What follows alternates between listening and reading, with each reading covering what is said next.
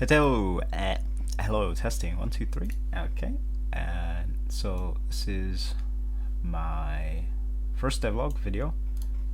We have the game, we have a moving character. Excuse the squeaky chair. So you can move the camera around with one of the joysticks or with the mouse, and you can move the character around with WASD or the left joystick on an Xbox controller.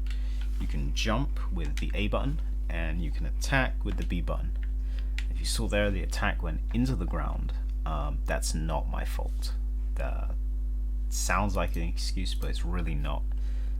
The attack animation actually is poorly designed. Let's go to it. Let's not. Just trust my word that it is not centered. So the position where you're touching the ground is at the waist and not at the feet for attack animations. The fix for this is directly editing the animation, which I don't feel I should be doing. So you have an attack function, an attack ability that sends you to the ground. You can use the attack whenever, when you're jumping, when you're doing anything. You can jump, and you can jump on the higher ground. Jump over here, jump back here. Do lots of jumps. You can jump up here. You see the jump was a little bit delayed there. You know, we're a bit longer in the air. That's because we're just being above the ground, because we're sliding off that edge. That's intentional. I feel like that's a good intentional feature. It's not really that problematic. You can walk up slopes. You can go up any number of slopes, any kind of slopes you want. You don't get stuck into a falling animation. You used to with a raycast line, which decided whether you were touching the ground or not. But now there is a sphere cast. So we have a sphere collider. We can look at it actually. We have a sphere collider at the bottom underneath our player controller, and there's a rigid body kinematic. It's just there to allow trigger collisions, or else you don't have trigger collisions that work without a rigid body. Don't know why that is. It's a bit silly to me.